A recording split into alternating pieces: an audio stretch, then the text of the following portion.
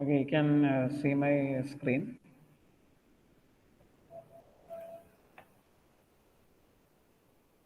Is my screen visible?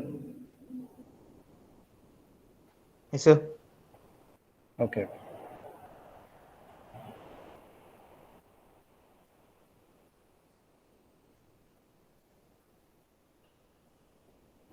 Okay. In the last class, we have learned about fuel injector, fuel injection, and carburetors, and the difference. We have to study the difference between them. So we are discussing about the fuel injection. So there are basically four types of fuel injections: single point or throttle body injection, port or multi-point fuel injection, sequential fuel injection, then direct fuel injection. So we'll see what are those. So in the single point or throttle body injection, what happens is we are giving the throttle, you can see the throttle valve here, and there is an injector provided at the inlet manifold before the throttle. This is the inlet manifold. So inlet manifold is nothing but where the air or the charge passes into the cylinder. Okay, the air passes into the cylinder. It's a pathway for the air. That part is called the inlet manifold. So through this manifold, we are providing a fuel injector before the throttle valve, and the fuel is sprayed before the fuel is sprayed before the throttle valve, and the air and fuel mixes before the throttle valve and then enters into each cylinder. So such a type of arrangement is known as a single point or a throttle body injection. So only a single injector is provided in the inlet manifold. In the case of multi-point fuel injection or port fuel injection, you can see that injectors are provided at each cylinder inlet manifold. Each cylinder has an inlet manifold here, you can see that, and a common fuel rail is provided. Fuel rail is nothing but a big pipe, about a 3 by 4 inch pipe that is provided in the engine, and then the fuel injectors are placed before the inlet valve. So it is placed before the inlet valve, and according to which cylinder the firing order, according to the firing order, the fuel is sprayed into the inlet manifold. So I have told you before, in each cylinder at a time, at an instantaneous time, different strokes occur. Maybe in first cylinder suction occurs, second cylinder compression, third cylinder maybe there is a power stroke, and fourth cylinder maybe there is exhaust stroke. So it depends. So at which stroke the suction stroke is occurring, at that stroke only you have to spray the fuel. So the fuel is sprayed in advance. So before the inlet valve opens, the fuel is sprayed in advance so as to provide the charge into the cylinder during the suction stroke. Okay, that is the purpose of spraying the fuel before the suction stroke. Okay, that is how that MPFI, or it's called as multi-point fuel injection. So I have been discussing in the case of petrol engines only. Okay, it's not in diesel engines. Both the carburetor and these fuel injection technologies, I have been talking about petrol engines only, not diesel engines. Okay, so this is also, you can see how the multi-point fuel injection for one cylinder occurs. You can see here. So it is sprayed into the inlet before the inlet valve. So you can see here how it is sprayed. Okay. Next is sequential fuel injection. So in sequential fuel injection, we are controlling when uh, the fuel has to be sprayed into the cylinder. Okay, when it has to be sprayed into the cylinder. While in case of MPFI, we are by means of a cam mechanism, the fuel injector sprays it always into the cylinder, but it is not controlled by any voltage or anything. There is a small computer inside the car known as an ECU. It's called electronic control unit, and it controls the fuel injector, wherein the fuel injector that is used in sequential fuel injector is an electronic type fuel injection, not a mechanical type. It's an electronic type fuel injector. So in sequential fuel injection, a control unit, an ECU is provided so as to control the fuel injection, and this fuel injector gets excited in case of working of electronic fuel injector, and it sprays it into the inlet port or the inlet manifold. So multiple fuel injectors are provided, same as in the case of MPFI. Only difference is that it is controlled by an external computer called as an electronic control unit. Another technique, the last technique, is the direct injection, wherein the fuel injectors are directly provided into the cylinder, same as in the case of a diesel engine. So the fuel injectors are directly provided into the cylinder, but also a spark plug is also provided into the cylinder. Spark plug is also present, but there is also the fuel injector. You can see it here itself. So this is a spark plug. So this is the spark plug, and this is the injector. So this is both cases it is shown here, direct injection and also our MPFI system. So here also you can see the direct injector is provided here. This is the spark plug. So spark plug is given in a slanting direction, and when combustion needs to happen, the spark plug will be activated. So such a technique is known as direct injection. So when we are comparing both carburetor and fuel injection, we are comparing it in 4 categories. So first is versatility.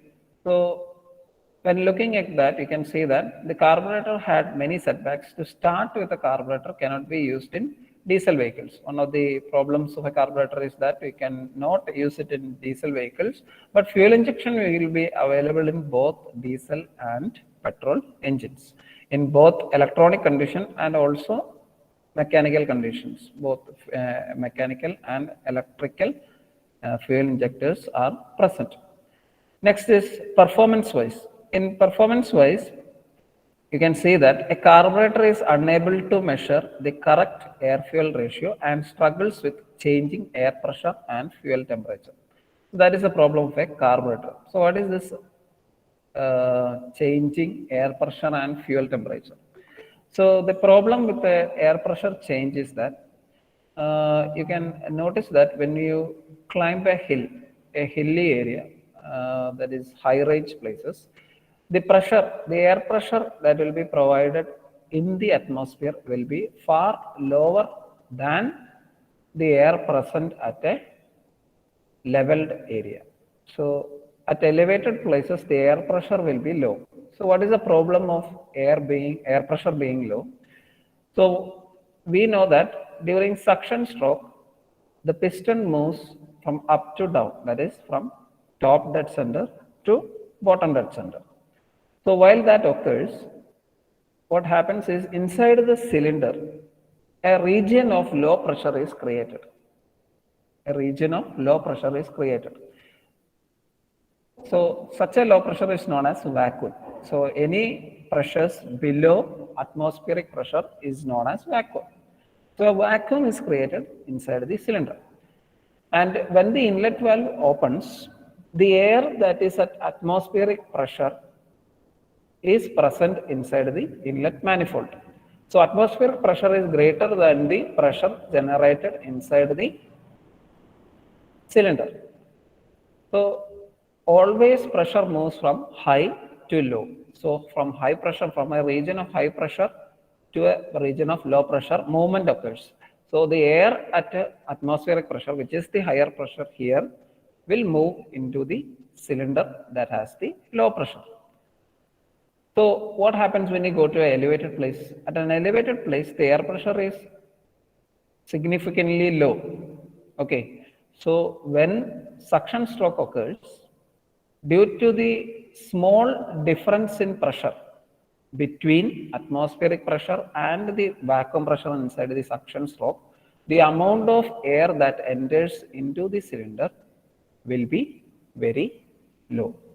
Okay, so in carburetor, performance wise, that will be very uh, due to air pressure, lower air pressure, there will be smoky exhaust and less power generated inside a carburetor based engine in elevated places only.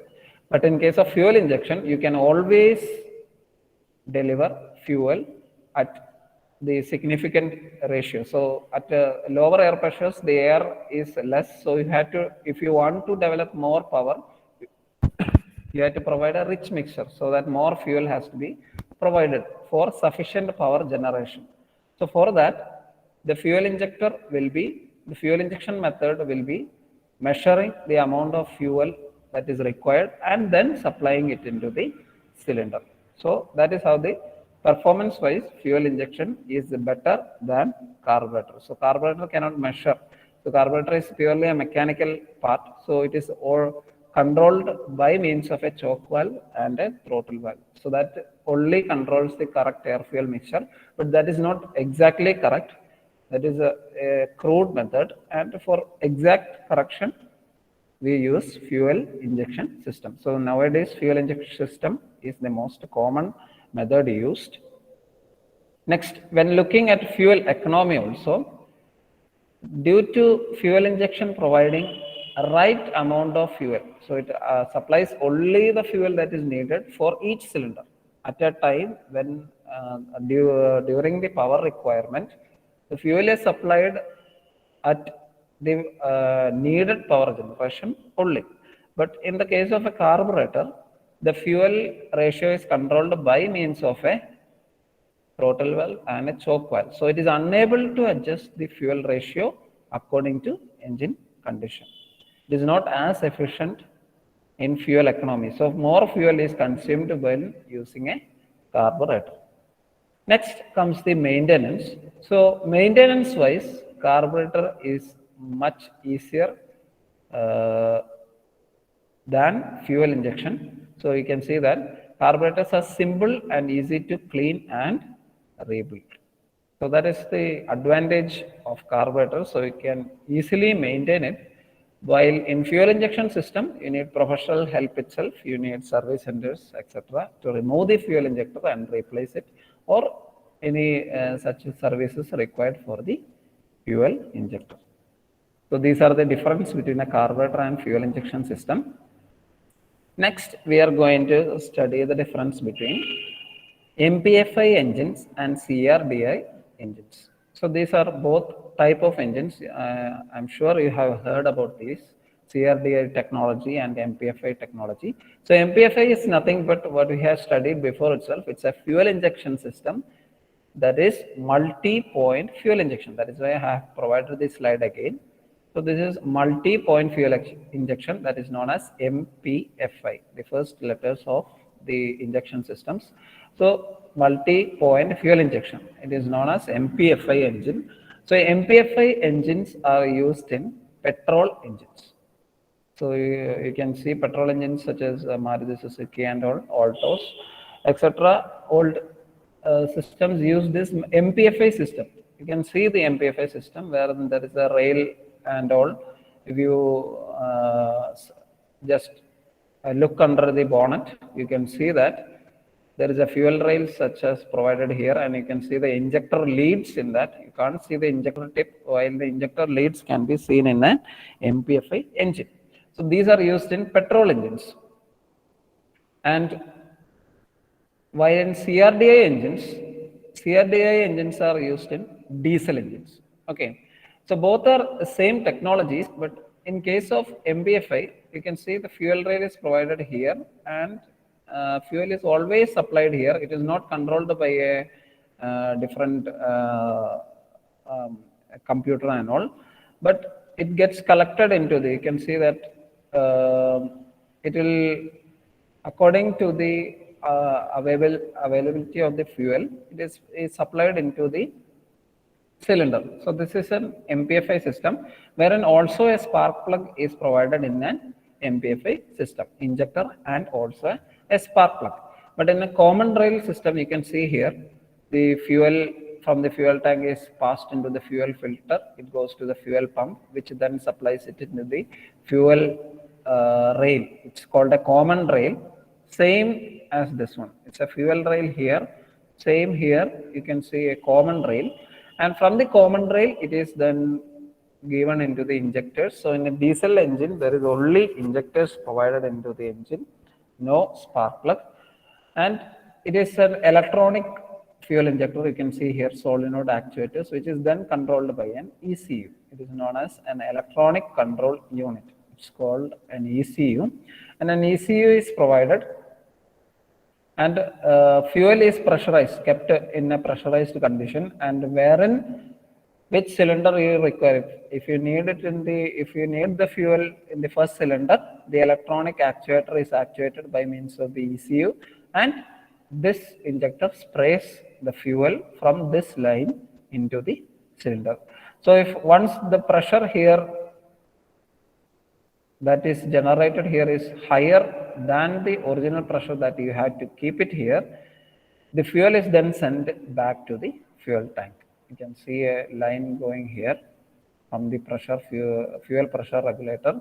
So it regulates the pressure inside the common rail, and if the pressure increases than the normal pressure, the fuel is then supplied back into the fuel tank. So this is a CRDI schematic diagram. So you can see the components used here. This is the high pressure fuel pump, which pumps the fuel from the fuel tank. So you can see the fuel tank here.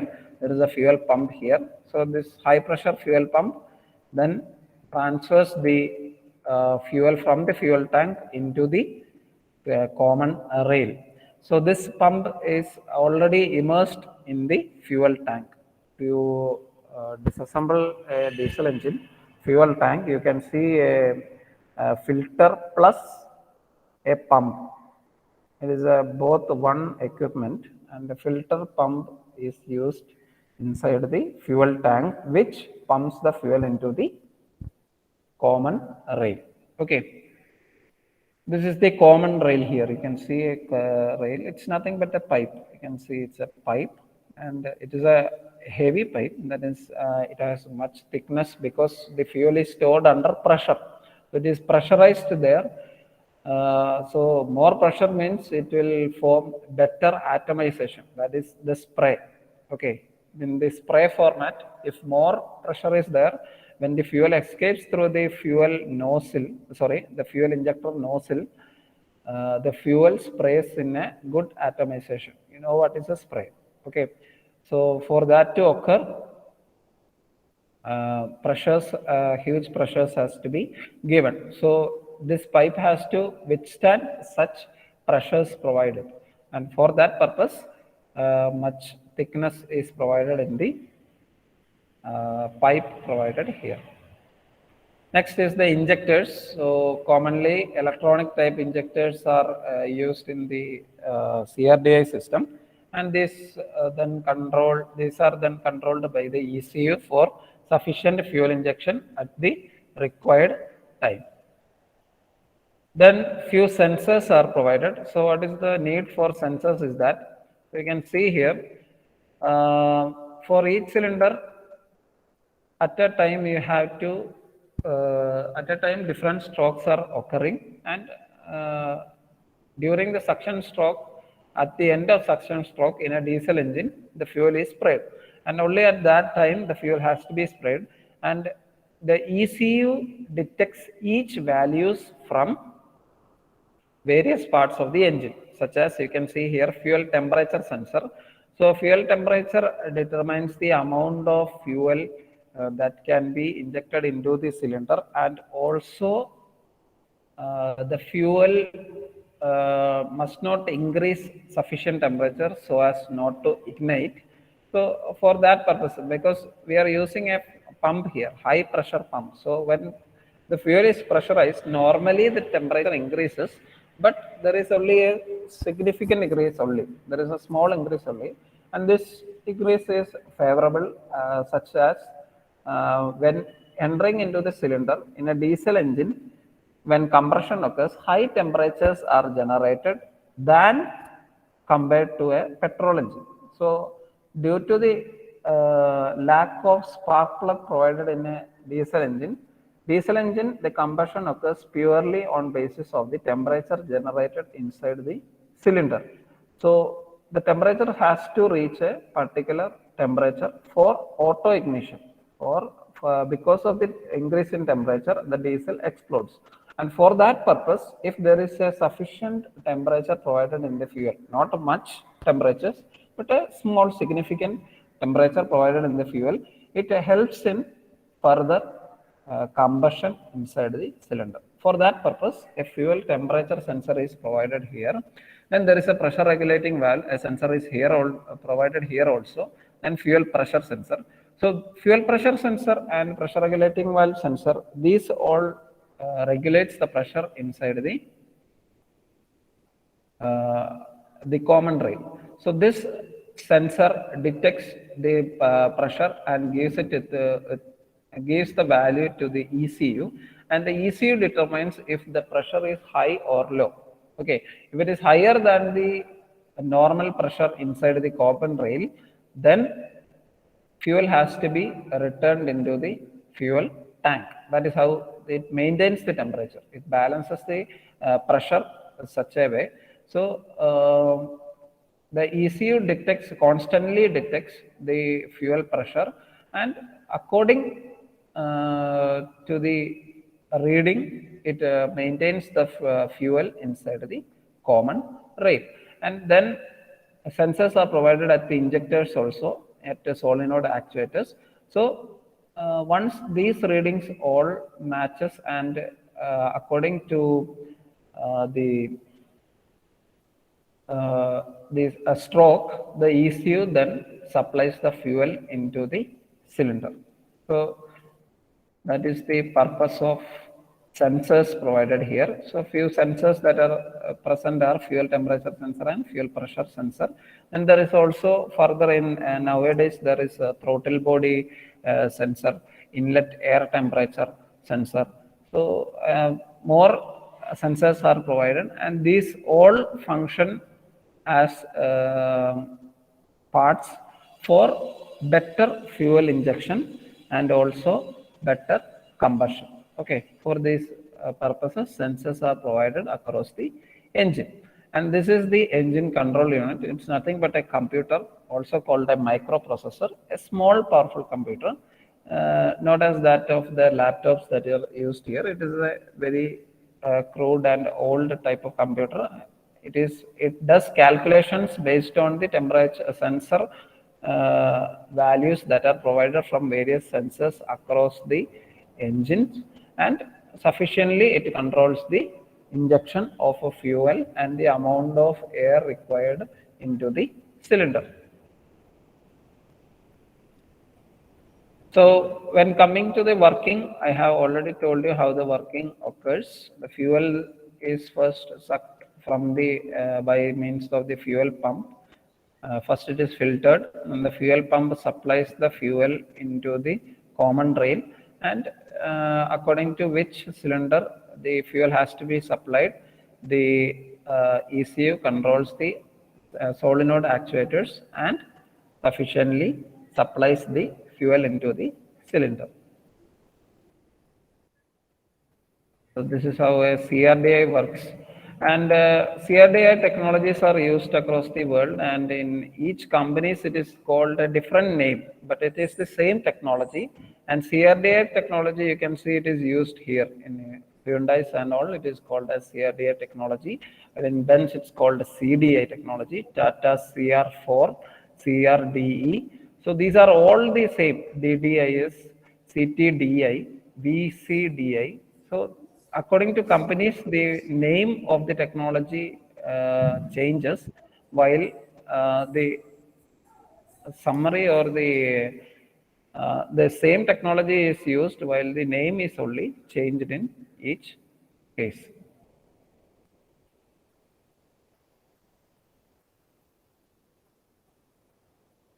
So you can see how the fuel is injected here.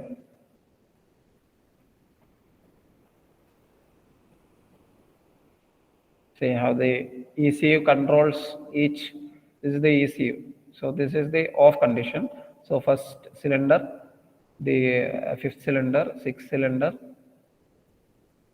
Okay, this is how the working occurs. So the fuel is pressure placed inside the common rail at a pressure less than 1800 bar. Okay, this is the pressure kept inside the common rail, and according to the requirement, the fuel is supplied into the cylinder. So this is the CRDA technology. So when coming to the difference, MPFI stands for multi-point fuel injection, while CRDI stands for common rail direct injection. Next, MPFI technology is used in petrol or gasoline engines. So gasoline or petrol engines use the MPFI technology, while CRDI technologies are used in diesel engines. Next, fuel is injected into the runner of the intake manifold before the intake valve in the case of an MPFI engine. The fuel is supplied before the intake valve, or it is supplied into the intake manifold in the case of MPFI engine, while in CRDA engine the fuel is supplied directly into the combustion chamber. It is supplied directly into the combustion chamber. Then again in the MPFI engine, the system uses only a single fuel injection pump. A single fuel injection pump is only provided in an MPFI engine. So you can see an MPFI engine here. So there is only a fuel pump, one fuel pump is provided. So there is, in the case of diesel, much pressures are required. So for that conditions, two types of fuel pumps are provided: high pressure fuel pump and low pressure fuel pump. So it increases the pressure gradually. For that purpose only we are providing two pumps. So in diesel engines we have to give much amount of fuel, and much pressure of fuel has to be provided so as for good combustion, because there is no spark plug provided inside a diesel engine.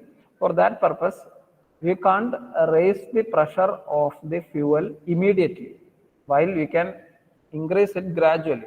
For increasing it gradually, we use two injection pumps, that is, one is low pressure pumps and another one is high pressure pumps. So these two are provided in CRDA engine, while in the case of MPFA engine, only one fuel pump is used. Next, in MPFA engine, it operates as lower pressure than CRDA system. So I have explained it before. In diesel engines, you have to give the pressure, fuel, we have to give more fuel, and also sufficiently a higher pressure leads for better mixing inside a diesel engine. So for that purpose, CRDA engines works at higher pressures than the MPFI engines.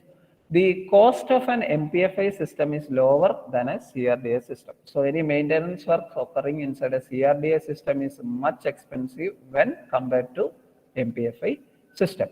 In MPFI system, okay, maintenance cost is low, and here because of higher pressure operation, the maintenance cost of CRDA technology is higher.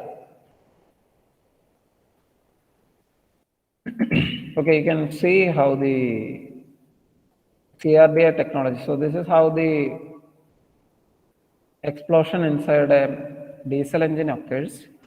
So you can see. So the combustion at the diesel engine occurs by this method. So you can see the suction stroke, fuel is applied, and due to the higher temperature inside, okay, due to the higher temperatures generated inside the cylinder, so the air is compressed during compression stroke, and pressure is higher pressure is generated inside the cylinder, and the temperature also increases. And once the temperature increases, the fuel is supplied into the cylinder, and the fuel mixes with the air inside the cylinder, and after mixing, the I have talked about stoichiometric ratio. It is a ratio in which the fuel and air ratios are set at, wherein stoichiometric ratio is 14.5 is to 1. That is the sort, or it is roughly approximately termed as 15 is to 1. So it is nothing but 15 is the amount of air particles, while 1 is the amount of fuel particles. So 15 number of, for a one fuel particle, 15 air particles are required for good combustion, and that is how combustion inside diesel engine occurs. So once this stoichiometric ratio is attained inside the cylinder, combustion occurs. So there will be multiple points where stoichiometric ratio has been occurred inside the cylinder, and once that stoichiometric ratio is attained, combustion occurs at that point. So you can see how the combustion occurs here. So this is the view inside the cylinder. Next are three types of engines: naturally aspirated engine, supercharged engine, and turbocharged engine. So you have to know the difference between supercharger and a turbocharged engine. Okay, a naturally aspirated engine is nothing but an engine that we have studied throughout this module. So it is known as naturally aspirated, wherein the air is intaked into the cylinder by means of atmospheric pressure difference only. So what is the difference here? So the difference is, during suction stroke, I have told you the pressure decreases, and due to the atmospheric pressure being at a higher pressure than the pressure inside the cylinder, air at atmospheric pressure moves into the cylinder. So that is the function that occurs during a suction stroke in a naturally aspirated engine. While in other cases, that is supercharger and turbocharger. So in a supercharger condition, it is nothing but a compressor that is provided here. You can see here there is a compressor, and compressor is nothing but it's a fan. Okay, it is a fan that you can see in like CP, and you can see a fan. Okay, such a fan is provided inside the engine. Okay, this compressor then absorbs the air or compresses the air so as to provide more air into the cylinder. So more air is being supplied. So compressor compresses the air. Okay, once compressing, the volume decreases. Sorry, the amount of air occupying the space decreases, and the volume of air increases. So that is what is occurring inside a compressor. So this compressor is provided in the, this compressor is known as supercharger, and it is provided in the engine, and the provided before the engine, and it compresses the air, and then this compressed air is supplied into the engine. So more air is provided, providing us with more power. The only difference here is that the supercharger takes the power from the engine itself. It takes the engine power itself. So you can see here the gear sprocket is provided here, and it is then connected to the compressor here. So a belt drive is provided, and this belt rotates the compressor, thereby compressing the air. So the power is drawn from the engine itself. This is how a supercharger works. While in the case of a turbocharger, okay, here is the turbocharger. Turbocharger, the compressor is also provided here, but there is a turbine that is provided at the exhaust. So it is not taking the power from the engine. It is not taking the power from the engine, while it is taking the power from the exhaust. So during the exhaust stroke, the exhaust is expelled from the cylinder into the exhaust manifold, and this exhaust is collected through the exhaust manifold. You can see it here. And due to the high pressure and high velocity of the exhaust gas that is provided in the exhaust manifold, when it hits the vanes of the turbine, this is the vanes, or it's a fan, as in the case of an aeroplane, you can see an aeroplane engine, there is so many vanes, okay, or in the case of a centrifugal pump and all. So this high velocity exhaust hits the vanes of the turbine, and this turbine in turn rotates, providing rotation for the compressor also.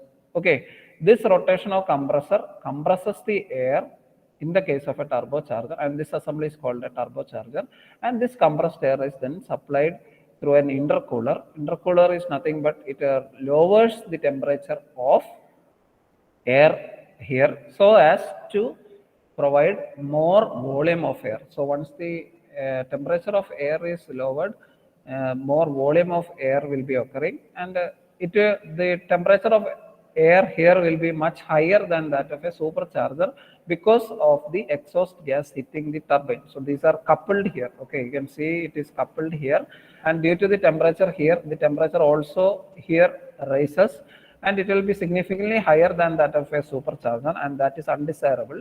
And for that purpose, the intercooler is provided, and this cools the air, and this air is then supplied into the intake manifold. This is the working of a turbocharger and a supercharger. In the next class, we will study about the difference. Okay.